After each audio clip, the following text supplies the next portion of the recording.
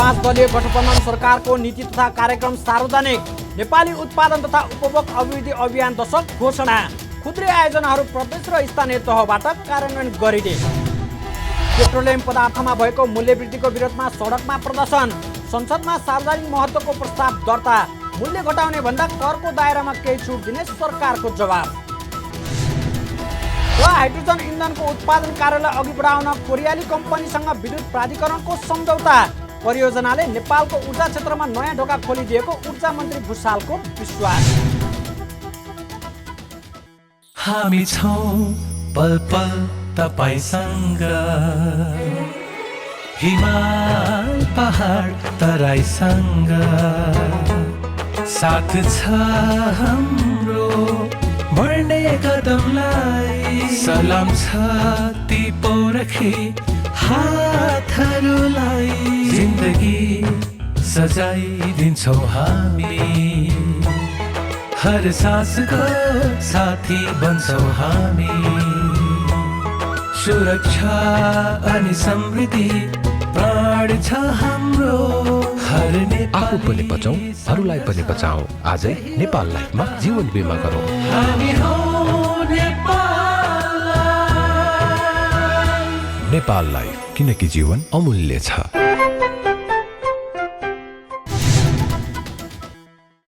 नमस्कार, कारोबार समाचारमा स्वागत छ। अब समाचार विस्तारमा। सत्ता साझेदार 5 दलीय गठबन्धन सरकारले आगामी 10 वर्षलाई नेपाली उत्पादन तथा उपभोग अभिवृद्धि अभियान दशक घोषणा गर्दै नीति तथा कार्यक्रम सार्वजनिक गरेको छ। सरकारले प्रतिनिधि सभा र राष्ट्रिय सभाको संयुक्त बैठक मार्फत मङ्गलबार आगामी आर्थिक वर्षको नीति तथा कार्यक्रम सार्वजनिक गरेको हो। सरकारका तर्फबाट राष्ट्रपति विद्यादेवी भण्डारीले नीति तथा कार्यक्रम सार्वजनिक गर्नुभयो। सरकारले नेपाली उत्पादनको बजार विस्तार र उपभोग वृद्धिका लागि नेपाली उत्पादन तथा उपभोग अभिवृद्धि अभियान दशक घोषणा गर्ने र त्यही अनुसार कार्यक्रमहरू सञ्चालन गर्ने बताएको छ। सरकारले नेपाली अर्थतन्त्रलाई समुन्नत बनाउन नेपाली उद्योग, नेपालमै रोजगार, आफ्नो उत्पादन आफै रोजगार भन्ने नाराका साथ अभियान सञ्चालन गर्ने र अभियानलाई सफलतापूर्वक सञ्चालन गर्न प्रधानमन्त्री नेपाली उत्पादन तथा उपभोग अभिवृद्धि कार्यक्रम सञ्चालन गर्ने उल्लेख गरेको छ। त्यस्तो कार्यक्रम अन्तर्गत कर तथा भन्सार महसुल छुट र निर्यात अनुदान मार्फत प्रवर्धन गर्ने राष्ट्रपति विद्यादेवी भण्डारीले बताउनुभयो। आयात प्रतिस्थापन तथा निर्यात प्रवर्धन गरी समुन्नत अर्थतन्त्रको विकास गर्न, नेपाली उद्योग, नेपालमै रोजगार, आफ्नो उत्पादन आफ्नै व्यापार भन्ने नाराका साथ नेपाली उत्पादन तथा उपभोग अभिवृद्धि अभियान दशक प्रारम्भ गरिनेछ। यो अभियानलाई सफलतापूर्वक सञ्चालन गर्न प्रधानमन्त्री नेपाली उत्पादन तथा उपभोग अभिवृद्धि कार्यक्रम सञ्चालन गरिनेछ।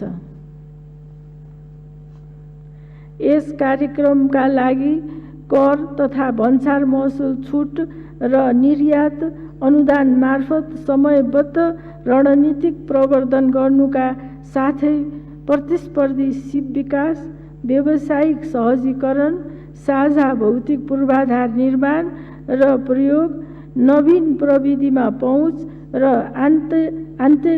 आन्तरिकीकरण तथा प्रक्रियागत सरलीकरणलाई अविच्छिन्न रूपमा निरन्तरता दिइनेछ। नीति तथा कार्यक्रममा सबल अर्थतन्त्र निर्माणमा उद्योग क्षेत्रलाई नेतृत्वदायी भूमिका स्थापना गर्ने, निजी क्षेत्रलाई उत्पादनमूलक उद्योग स्थापना र सञ्चालन गर्न प्रोत्साहित गर्ने, स्वदेशी उत्पादन प्रवर्धन र विस्तार गर्न निजी क्षेत्रबाट सञ्चालित मेक इन नेपाल र मेड इन नेपाल अभियान सञ्चालन गर्ने, ठुला विदेशी उद्योगका सहायक सामग्री उत्पादन गर्ने उद्योग स्थापना गर्ने र स्थापित उद्योगमा करार उत्पादनका लागि सिप, पुँजी, लगानी र प्रवृत्ति आकर्षित गर्ने, विदेशी लगानी आकर्षित गर्न स्वचालित रूट प्रणाली अवलम्बन गर्ने, उत्पादनमूलक र निर्यातमूलक उद्योगको उत्पादन लागत घटाई निर्यात प्रवर्धन गर्ने तथा यस्ता उद्योगलाई विद्युत महसुलमा सहुलियत दिने, घाटा बेहोरिरहेका सार्वजनिक संस्थानको जिम्मेवारी निजी क्षेत्रलाई दिने उल्लेख छ। स्वदेशी उत्पादनलाई प्रवर्धन र विस्तार गर्न निजी क्षेत्रबाट सञ्चालित मेक इन नेपाल र मेड इन नेपाल अभियानलाई सहयोग गरिनेछ।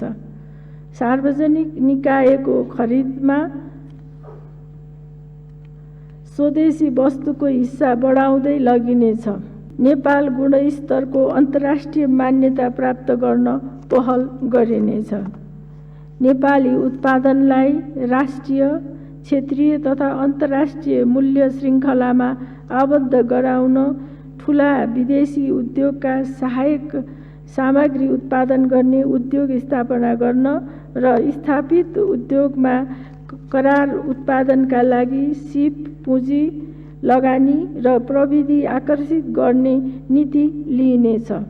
विदेशी लगानी आकर्षित गर्न उद्योग, वाणिज्य र कम्पनी प्रशासनमा स्वचालित रूट प्रणाली अवलम्बन गर्न सुरु गरिनेछ। यस्तै सरकारको नीति तथा कार्यक्रममा कृषि क्षेत्रलाई विशेष व्यवस्था गरिने बताएको छ।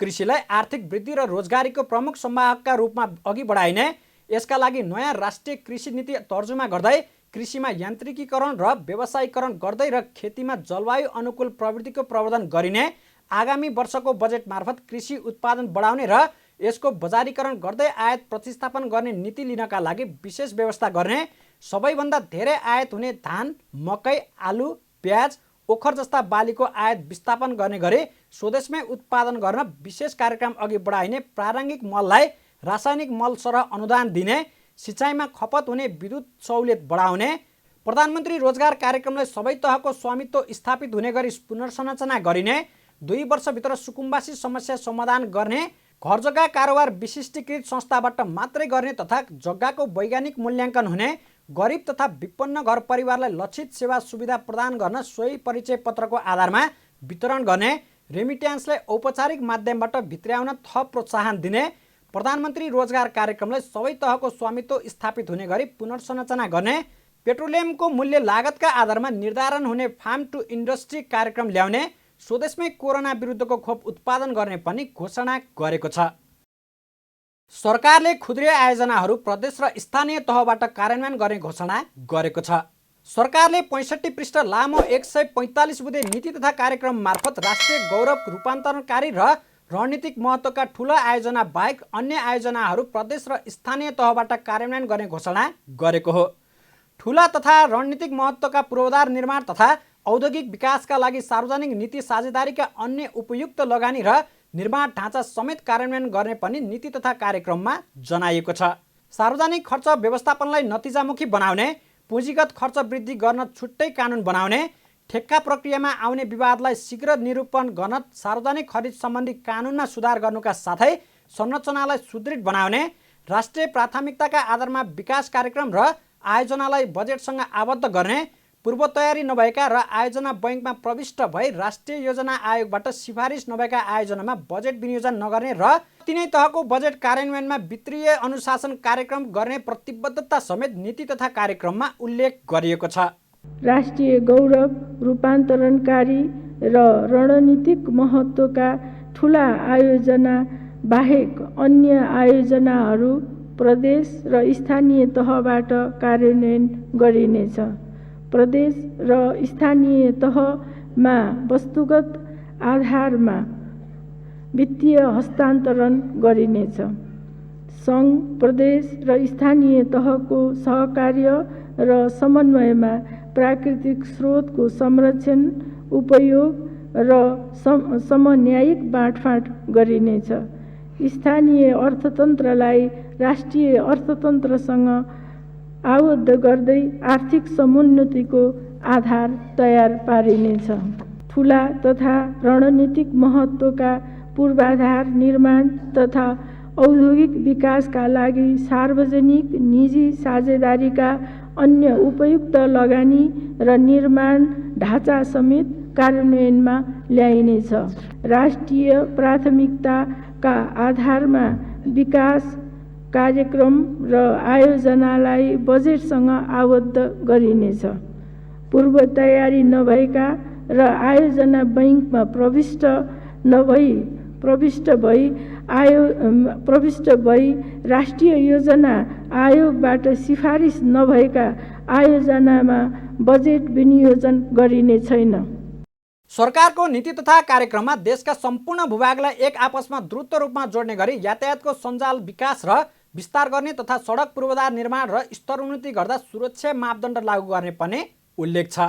यस्तै 5 वर्षभित्र पूर्व पश्चिम राजमार्ग कम्तीमा 4 लेनको बनाउने, राष्ट्रिय राजमार्ग र तराई मधेसका जिल्ला सदरमुकाम जोड्ने सडकलाई मापदण्डका आधारमा कम्तीमा 4 लेनमा स्तरोन्नति गर्ने, चक्रपथ लगायत काठमाडौँ उपत्यकामा सडक विस्तार र स्तरोन्नति गर्नुका साथै सम्भाव्य स्थानमा फ्लाइओभर निर्माण गर्ने, आगामी वर्षसम्ममा हुम्लालाई राष्ट्रिय राजमार्गमा जोडिने, मदन भण्डारी राजमार्गका बाँकी निर्माण कार्य सम्पन्न गर्ने, काठमाडौँमा मेट्रो र मोनोरेलको सम्भाव्यता अध्ययन गरिने पनि नीति तथा कार्यक्रममा रहेको छ। यसका साथै निजगढ विमानस्थलको निर्माण सुरु गर्ने, सुर्खेतमा प्रादेशिक विमानस्थल बनाइने, सरकारले आगामी थप वर्ष 800 किलोमिटर सडक बनाउने, भारत र चीनबाट काठमाडौँ रेल ल्याउने, काठमाडौँमा मेट्रो रेलको अध्ययन गर्ने, केबल कार र रोपवेलाई प्रोत्साहन गर्ने तथा नेपालले आफ्नै सेटेलाइट स्थापना गर्ने समेत घोषणा गरिएको छ। आगामी वर्ष थप 300 सडक पुलको निर्माण कार्य सम्पन्न गरिनेछ। स्थानीय सडकमा पुल निर्माणको जिम्मेवारी प्रदेश सरकारलाई हस्तान्तरण गरिनेछ। महाकाली नदीमा निर्माणाधीन दोधारा चाँदनी जोड्ने 4 लेनको पुलको निर्माण सम्पन्न गरिनेछ। विराटनगर सुक्खा बन्दरगाहसम्म कार्गो रेल सञ्चालन गरिनेछ। पूर्व पश्चिम विद्युतीय रेल मार्ग आयोजना विकासको पूर्व तयारी गरिनेछ। रसुवागढी काठमाडौँ रेल मार्गको सम्भाव्यता अध्ययन र वीरगञ्ज काठमाडौँ रेल मार्ग तथा काठमाडौँ उपत्यकामा मेट्रो रेलको विस्तृत अध्ययन गरिनेछ। नेपालका नदी प्रणालीहरूमा आन्तरिक जल यातायातको सम्भाव्यता पहिचान तथा विकास गरिनेछ। सरकारको नीति तथा कार्यक्रममा आगामी 2 वर्षभित्र सबै स्थानीय तहमा विद्युतीकरण गर्न, विद्युत उत्पादन, प्रसारण तथा वितरणका लागि लगानी वृद्धि गर्ने, 715 मेगावाट विद्युत राष्ट्रिय प्रसारण लाइनमा जोड्ने, बुढीगण्डकी नेपाली लगानीमै निर्माण गर्ने लगायतको योजना पनि अघि सारिएको छ। प्रमुख प्रतिपक्षी दल नेकपा एमालेका युवा तथा विद्यार्थीहरूले पेट्रोलियम पदार्थको मूल्य वृद्धि फिर्ताको माग गर्दै आन्दोलन गरेका छन्। सरकारले पेट्रोलियम पदार्थको मूल्य वृद्धि गरेको विरोधमा प्रमुख प्रतिपक्षी दल नेकपा एमालेका विद्यार्थीहरू आन्दोलनमा उत्रिएका हुन्। काठमाडौँको माइतीघर अगाडि एमालेका युवा तथा विद्यार्थीहरूले मङ्गलबार विरोध जुलुस निकालेका हुन्। आन्दोलनमा उत्रिएका एमालेका युवा तथा विद्यार्थीहरूले चुनाव खर्च उठाउन पाइँदैन, मूल्य बढाउन चुनावअघि गठबन्धन, चुनावपछि ठगबन्धन, उठौँ जागौँ युवा हो, बाँच्न नै गाह्रो भो लगायत नारा लेखेका प्लेट कार्ड सहित प्रदर्शन गरेका हुन्। यता प्रमुख प्रतिपक्षी दल नेकपा एमाले र राप्रपाका सांसदहरूले पेट्रोलियम पदार्थ, इन्धन र खाना पकाउने ग्यासको मूल्यवृद्धिमाथि संसदमा छलफलको माग गर्दै प्रतिनिधि सभामा जरुरी सार्वजनिक महत्त्वको प्रस्ताव दर्ता गराएका छन्। जरुरी सार्वजनिक महत्त्वको प्रस्तावको प्रस्तावक एमालेका मुख्य सचेतक विशाल भट्टराई रहनुभएको छ भने एमालेका यज्ञराज सुनवार र गणेश पहाडी एवं राप्रपाका राजेन्द्र लिङ्गदेन समर्थक रहनुभएको छ। एमालेका यज्ञराज सुनवार र गणेश पहाडी एवं राप्रपाका राजेन्द्र लिङ्गदेन रहेका छन्। भट्टराईले प्रतिनिधि सभा सचिव गोपालनाथ योगीलाई उक्त प्रस्ताव मङ्गलबार बुझाउनु भएको हो। पेट्रोलियम पदार्थको मूल्य स्वचालित कार्यविधि अनुसार नेपाल आयात हुने पेट्रोलियम पदार्थको बिक्री मूल्य परल मूल्य बमोजिम 15 दिनमा एकपटक समायोजन गर्न सक्ने प्रावधान विरुद्ध गएर पछिल्लो समय हप्ता दिनमै 2 पटक वृद्धि गरिएको भन्दै त्यो फिर्ताको माग उहाँहरूले राख्नुभएको छ। उद्योग वाणिज्य तथा आपूर्ति मन्त्री दिलेन्द्र प्रसाद बडुले सरकारले नेपाल आयल निगमलाई पेट्रोलियम पदार्थको मूल्य घटाउन भन्न सक्ने अवस्था नरहेको स्पष्ट पार्नुभएको छ। मङ्गलबार 15 विद्यार्थी सङ्गठनले संयुक्त रूपमा बुझाएको पेट्रोलियम पदार्थको मूल्य वृद्धि खारेजीको माग सहितको ध्यानाकर्षण पत्र बुझ्दै मन्त्री बडुले सरकारले आयल निगमलाई पेट्रोलियम पदार्थको मूल्य घटाउन भन्न नसक्ने बताउनु भएको छ। आयल निगम दैनिक 6 अर्ब 71 करोड रुपैयाँ घाटामा रहेकोले पेट्रोलियम पदार्थको मूल्य घटाउन भन्न नसकिने उहाँको तर्क थियो। उहाँले विश्व बजार र निगमको अवस्थालाई ध्यानमा राखेर केही विकल्प दिनु सरकारको दायित्व भएको उल्लेख गर्दै त्यसका निम्ति सरकार लागिरहेको बताउनुभयो। अहिले पनि हरेक दिन 6 अर्ब 71 करोड रुपैयाँ घाटा भइरहेको छ नेपाल आयल निगमलाई। त्यस्तो अवस्था छ। हामी सरकारको नाताले र विश्व बजारको अवस्थालाई पनि ध्यानमा राखेर, नेपाल आयल निगमको अवस्थालाई पनि ध्यानमा राखेर, तैपनि यो माग त आखिर जनतामा परिरहेको छ। सरकार जनताप्रति उत्तरदायी छ। हामी त्यो कुरा स्पष्टता हामी अनुभूत गर्छौँ, हामी त्यसमा स्पष्ट छौँ। त्यसकारणले पनि हामीले केही विकल्पहरू दिनुपर्छ। यहाँहरूले भने जस्तै वैकल्पिक बाटो के त? अब यो बढ्दै जाला र अझ पनि बढ्न सक्छ, अब अझ चर्किन सक्छ। यो अवस्था आखिर रुस र युक्रेनको युद्धपछि अझ विश्व बजारमा अभाव देखिएको यो यहाँहरू सबैलाई थाहा छ। त्यसकारण यो अवस्था कहिलेसम्म जाने हो, फेरि अझ के अवस्था होला, त्यसको विकल्प के गर्ने सरकारको दायित्व हुन्छ। सरकार त्यसमा लागिरहेको छ। मन्त्री बडुले पेट्रोलियम पदार्थमा लागेको करको दायरामा केही छुट दिनका लागि मन्त्री परिषदमा प्रस्ताव पुगेको पनि जानकारी दिनुभएको छ। उहाँले नेपाल र भारत सीमामा भएको मूल्यको असमानतालाई समायोजन गरिने पनि स्पष्ट पार्नुभयो। करको दायरामा केही हामीले छुट दिनुपर्छ भन्ने हामीले यो प्रस्ताव मन्त्रालयको तर्फबाट अहिले क्याबिनेटमा गएको छ। हामी त्यसलाई बहुत गम्भीरतापूर्वक हामीले लिएका छौँ र अहिले स्थिति हेर्ने हो भने बोर्डरमा हेर्दाखेरि पनि अस्तिसम्म हाम्रो सस्तो थियो। तेल विदेशी पैसा तिरेर ल्याउनु पर्ने, त्यो तेल अनौपचारिक बाटोबाट जाने खतरा भइरहेको थियो। अहिले अनावश्यक यहाँको तेलको रेट त बराबर छ भारतीय बजारमा र हाम्रो बजारमा, तर ट्याक्सले गर्दा महँगो र सस्तो देखिन थालेको छ र अहिले त्यस कारणले यसलाई बोर्डरमा पनि सस्तो र महँगो हुँदाखेरि दुवैतिरको अवसलन हुने खतरा भयो हुनाले त्यसलाई समायोजन गर्नुपर्छ भन्ने एउटा बाटो देखियो। मन्त्री बडुलाई मन्त्रालयमै पुगेर 15 विद्यार्थी संगठनका प्रतिनिधिहरूले ध्यानाकर्षण पत्र दिँदै पेट्रोलियम पदार्थ र ग्यासमा गरिएको अत्याधिक मूल्यवृद्धि पूर्ण खारेजीको माग गरेका छन्। त्यसैगरी मन्त्रालय र संयुक्त विद्यार्थी संगठन बीच विगतमा भएको सहमति कार्यान्वयन गरी एलपी ग्यास र मट्टीतेलमा विद्यार्थीहरूलाई सहुलियत दिनुपर्ने उनीहरूको माग छ।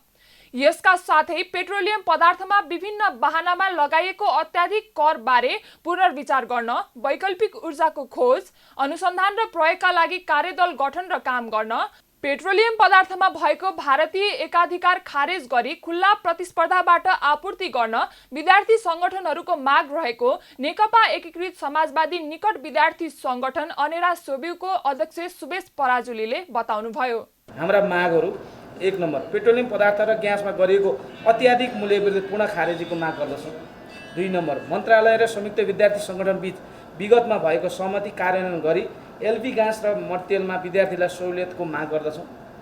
3 नम्बर पेट्रोलियम पदार्थमा विभिन्न वाहनामा लगाएको अत्याधिक कर पुनर्विचार गर्नका निम्ति माग गर्दछौँ। 4 नम्बर वैकल्पिक ऊर्जाको खोज, अनुसन्धान र प्रयोगका लागि कार्यदल गठन गरी काम गर्ने माग गर्दछौँ। 5 नम्बर पेट्रोलियम पदार्थमा भएको भारतीय एकाधिकार खारेज गरी खुल्ला प्रतिस्पर्धाबाट आपूर्ति गर्नका निम्ति माग गर्दछौँ। 6 नम्बर पेट्रोलियम पदार्थको कच्चा तेल प्रशोधन केन्द्र स्थापना गरी अन्य लाभ लिन जोडदार माग गर्दछौँ। 7 नम्बर कुनै पनि वाहनामा नेपाल सरकारको स्वामित्वमा रहेको नेपाल आयल निगमलाई निजीकरण गर्ने कुरा गरिएको चलखेलप्रति विद्यार्थी संगठन घोर निन्दा र भर्त्सना गर्दै त्यस्ता कुराहरू खारेजीको माग गर्दछौँ। विद्यार्थी संगठनहरूले पेट्रोलियम पदार्थको कच्चा तेल प्रशोधन केन्द्र स्थापना गरी अन्य लाभ लिन र नेपाल सरकारको स्वामित्वमा रहेको नेपाल आयल निगमलाई निजीकरण गर्ने गरी गरिएको चलखेल खारेजीको समेत माग गरेका छन्। नेपालमा हाइड्रोजन, एमोनिया र युरियाबाट इन्धन उत्पादन हुने भएको छ। दक्षिण कोरियाको global green growth institute GGGI सँग नेपाल विद्युत प्राधिकरणले गरेको सम्झौता पत्रमा नेपालमा हाइड्रोजन, एमोनिया र युरियाबाट इन्धन उत्पादनको काम सुरु गर्ने उल्लेख गरिएको छ। मंगलबार सिंहदरबारमा ऊर्जा, जलस्रोत तथा सिंचाई मन्त्री पम्फा भुसालको उपस्थितिमा GGGI का महानिर्देशक फ्रेङ्क रिज इस्वेमन र नेपाल विद्युत प्राधिकरणका प्रबन्ध निर्देशक कुलमान घिसिङले हस्ताक्षर गर्नुभएको सो सम्झौतामा GGGI ले सो इन्धन उत्पादनका लागि आवश्यक अध्ययन गरिदिने, त्यसको कार्यान्वयनका लागि नेपाल सरकारलाई सहजीकरण गरिदिने र त्यसका लागि आवश्यक सबै खालका प्राविधिक सहयोग गरिदिने भनिएको छ। सम्झौतामा काठमाडौँ युनिभर्सिटीलाई पनि संलग्न गराएर नेपालमा हाइड्रोजन फ्युलको उत्पादन कार्यलाई अघि बढाउने उल्लेख गरिएको नेपाल विद्युत प्राधिकरणका प्रबन्ध निर्देशक घिसिङले जानकारी दिनुभयो। यो ग्लोबल ग्रीन ग्रोथ इन्स्टिच्युट चाहिँ कोरियाको यो इन्स्टिच्युटसँग चाहिँ विद्युत प्राधिकरणले यो हाइड्रोजन, त्यसपछि एमोनिया र युरिया प्रडक्सन सम्बन्धमा चाहिँ उहाँले स्टडी गरिदिने, त्यसको इम्प्लिमेन्टेसनको लागि फेसिलिटेसन गरिदिने र टेक्निकल सपोर्ट सबै उहाँले दिने हिसाबले हामीसँग चाहिँ एउटा एमओयू गर्नुभएको छ। त्यो एमओयू भइसकेपछि हामीले केयू काठमाडौँ युनिभर्सिटीलाई पनि संलग्न गरेर यो सम्बन्धमा यो हाइड्रोजन सम्बन्धमा नेपालमा अब हाइड्रोजन फ्युलको सम्बन्धमा चाहिँ हामी व्यापक रूपमा यसको अध्ययन र यसको चाहिँ इम्प्लिमेन्टेसन हैन कार्यान्वयनको पक्षमा पनि हामी जान्छौँ। कार्यक्रममा ऊर्जा जलस्रोत तथा सिँचाइ मन्त्री भुसालले सो परियोजनाले विश्वमै महँगो बन्दै गइरहेको पेट्रोलियम पदार्थलाई विस्थापित गर्न उल्लेख्य भूमिका निर्वाह गर्ने बताउँदै यसको छिटो कार्यान्वयन गर्न सम्बन्धित पक्षको ध्यान जाने विश्वास व्यक्त गर्नुभयो। उहाँले सो परियोजनाले नेपालको ऊर्जा क्षेत्रको नयाँ ढोका खोलिदिएको पनि बताउनुभयो। हामी कहाँ यो पेट्रोलियम पदार्थको जो अहिले विश्व बजारमै ज्यादै महँगो पनि बनेर गइरहेको छ त्यसलाई विस्थापित गर्न सक्ने आफ्नै देशको ऊर्जा खपत हुने एउटा महत्त्वपूर्ण यो परियोजना हो भन्ने लाग्छ। यो सामान्य एमओयू मात्रै होइन, धेरै हुन्छ। त्यो मध्येको चाहिँ यो उल्लेख्य र महत्त्वपूर्ण छ। यसको बरु समयमै सफलतापूर्वक यसको कार्यान्वयन गर्दाखेरि यसले हाम्रो ऊर्जाको क्षेत्रमा चाहिँ एउटा नयाँ ढोका खोल्नेछ र एकातिर यो भेहिकलका निम्ति अर्कोतिर चाहिँ यो फर्टिलाइजर सहितका नयाँ विधामा चाहिँ फेरि हामीले जलविद्युतको क्षेत्रबाट गर्ने एउटा नयाँ योगदानको यो ढोका हो भन्ने लाग्छ। म जिजिआईलाई पनि धन्यवाद दिन चाहन्छु, एनएलाई पनि धन्यवाद दिन चाहन्छु। मन्त्री भुसालले जलविद्युतको खपतका लागि पनि नेपालमा इन्धनसँग सम्बन्धित यस्ता परियोजनाहरू उपयोगी हुने स्पष्ट पार्नुभयो।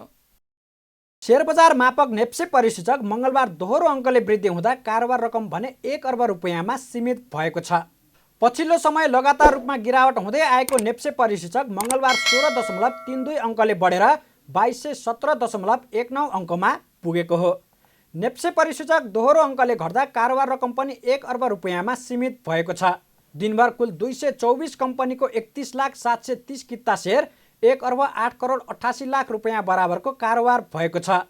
सोमबार 1 अर्ब 36 करोड 95 लाख 13 हजार रुपियाँ बराबरको खरिद बिक्री भएको थियो।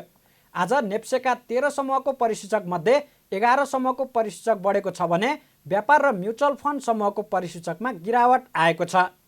मङ्गलबार सबैभन्दा धेरै जलविद्युत समूहको परिसूचक सर्वाधिक 2.06% बढेको छ। विकास बैंक, वित्त र उत्पादन तथा प्रशोधन समूहको परिसूचक 1% भन्दा बढी बढेको छ। तर म्युचुअल फन्ड समूहको परिसूचक र व्यापार समूहको परिसूचक भने 1% भन्दा कमले घटेको छ। कारोबारमा आएका कम्पनीमध्ये सबैभन्दा बढी लक्ष्मी लघुवित्तको सेयर मूल्य करिब 6%ले बढेको छ। कर्पोरेट डेभलपमेन्ट बैंकको सेयर मूल्य भने नकारात्मक सर्किट लेभलमा कारोबार भएको छ। कारोबार रकमका आधारमा 4 करोड 84 लाख रुपियाँ बराबरको संस्थापक सेयर खरिद बिक्री गरेर एनआइसी एसिया लघुवित्त वित्तीय संस्था पहिलो स्थानमा रहेको छ। अप्पर तामाकोसीको 4 करोड 63 लाख रुपियाँ बराबरको सेयर कारोबार भएको छ। संसदीय सुनवाई समितिले श्रीलङ्का र डेनमार्कका लागि सरकारद्वारा प्रस्तावित द्वय राजदूतको नाम सर्वसम्मतले अनुमोदन गरेको छ। मङ्गलबार बसेको समितिको बैठकले श्रीलङ्काका लागि प्रस्तावित नेपाली राजदूत वासुदेव मिश्र र डेनमार्कका लागि प्रस्तावित राजदूत प्राडा रामेश्वरार्थ रायको नाम सर्वसम्मतले अनुमोदन गरेको हो। यसअघि समितिले सरकारद्वारा विभिन्न 18 देशका लागि प्रस्तावित राजदूतहरूको नाम अनुमोदन गरेको थियो। सरकारद्वारा प्रस्तावित द्वय राजदूत राय र मिश्र विरुद्ध भने उजुरी परेकाले अनुमोदन हुन बाँकी थियो। बैठकमा बोल्दै समितिका सभापति लक्ष्मणलाल कर्णले परेको उजुरी औचित्यहीन भएकाले समितिले सर्वसम्मत अनुमोदन गरेको बताउनुभयो। हामीले लामो समयदेखि 20 जना राजदूतहरूको सुनवाई गरिराखेका थियौँ र समितिले दिन रात नबनिकन काम गरेको छ। 18 जनाको हामीले अस्ति गर्यौँ निर्णय। 2 जना बाँकी थियो उजुरीको कारणबाट। उजुरी सम्बन्धमा हामीले गहन अनुसन्धान गर्यौँ, पत्राचार गर्यौँ, अध्ययन गर्यौँ र आज त्यसमा विस्तृत रूपबाट सबैले करिब 100% हाम्रो उपस्थित सदस्यहरूले छलफल गर्नुभयो र छलफल गर्दाखेरि उजुरीमा कुनै औचित्य नदेखिएको कारणले आएको पत्राचारबाट पनि हामीले आज डाक्टर राम स्वार्थ राय र श्री वासुदेव मिश्रलाई श्रीलङ्का र डेनमार्कको लागि हामीले यो प्रस्तावित राजदूतलाई आज बाँकी यो दुईजना हुनुहुन्थ्यो उहाँहरूलाई पनि सर्वसम्मतले अनुमोदन गरेका छौँ। भरतपुर महानगरपालिकाकी नवनिर्वाचित मेयर रेणु दाहालले अबको कार्यकालमा महानगरपालिकामा बेरोजगारी अन्त्य गर्ने घोषणा गर्नुभएको छ। भरतपुर महानगरपालिकाको मेयरमा जित निकालेसँगै मेयर दाहालको अबको 5 वर्ष आफ्नो लागि अन्तिम कार्यकाल भएकोले अब शिक्षा, स्वास्थ्य र पूर्वाधारको क्षेत्रमा जोड दिने बताउनु भएको छ।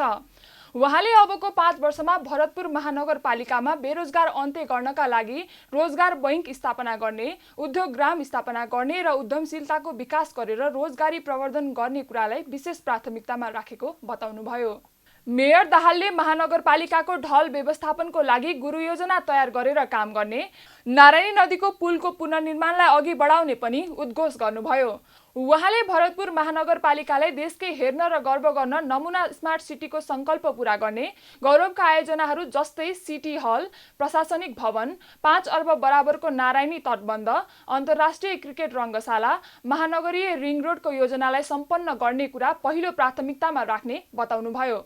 5 वर्षमा जसरी गर्व गर्नुभएको छ महानगरवासी जनसमुदायले आफ्नो महानगरपालिकाको प्रमुख मेयर, जनताको एउटा प्रतिनिधि, आफूले खोजे अनुरूपको पाएको एउटा अनुभूति गरेर जुन अभिमत अहिले उहाँहरूले जाहेर गर्नुभएको छ मतद्वारा, त्यो आउने कार्यकालमा अझ बढी मैले चाहिँ एउटा थप जिम्मेवारी बोधका साथ म अगाडि बढ्नेछु र महानगरपालिकालाई देशकै एउटा हेर्न लायक, गर्व गर्न लायक र देशकै एउटा नमुना, एउटा स्मार्ट सिटीको जो संकल्प छ त्यसलाई पूरा गर्नेछु भन्ने म प्रतिबद्धता व्यक्त गर्न चाहन्छु। यहाँ हाम्रा ठूला गौरवका आयोजनाहरू छन् हैन। अब महानगरपालिकामा सिटी हल बनिराखेको छ, महानगरपालिकामा प्रशासनिक भवन बनिराखेको छ, लगभग झन्डै 5 अर्बको नारायणी तटबन्धको योजना अगाडि बढेको छ, अन्तर्राष्ट्रिय क्रिकेट रङ्गशालाको योजना अगाडि बढेको छ, महानगरीय रिङ रोडको योजना अगाडि बढेको छ। यी मुख्य ठूला पूर्वाधारका योजनालाई सम्पन्न गर्ने मेरो पहिलो प्राथमिकता हुन्छ। निर्वाचनको मत परिणाम अनुसार दाहालले 52,030 मतका साथ विजयी हुनुभएको छ। यता कास्कीको पोखरा महानगरपालिकाको मेयरका उम्मेद्वार धनराज आचार्यले पोखरालाई पर्यटनको राजधानी घोषणा गर्न सरकारसँग औपचारिक प्रस्ताव गर्ने घोषणा गर्नुभएको छ।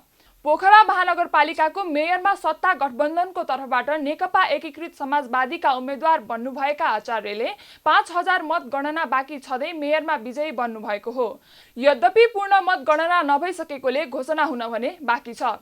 उहाँले शपथ ग्रहणपछिको पहिलो निर्णय जन्मदेखि मृत्युसम्मका रजिस्ट्रेसन गर्नुपर्ने कुराहरूलाई 6 महिनाको समय अवधिभित्र निशुल्क बनाउने निर्णय गर्ने घोषणा गर्नुभयो।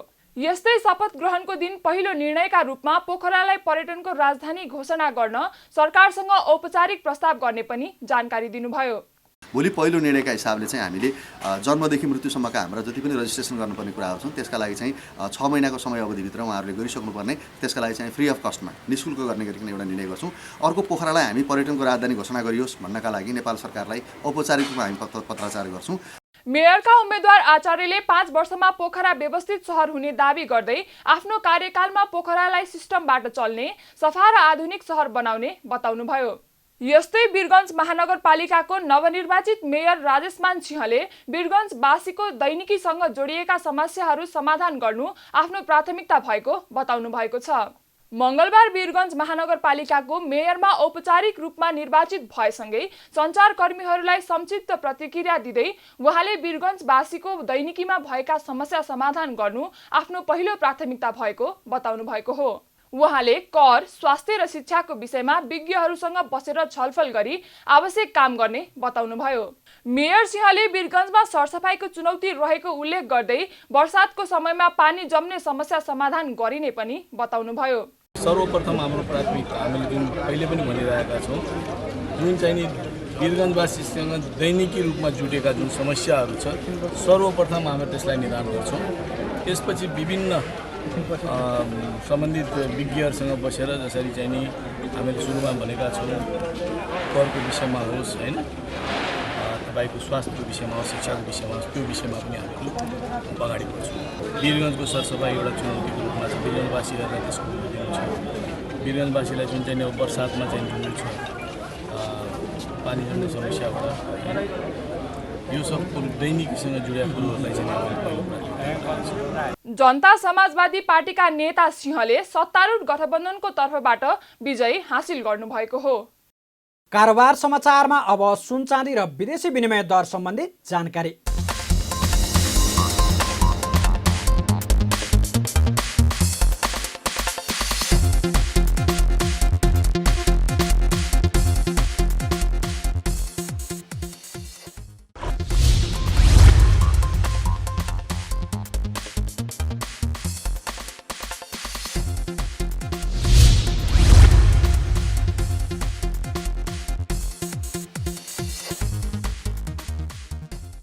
बिदा हुनुअघि अहिलेसम्मका प्रमुख समाचार फेर एकपटक।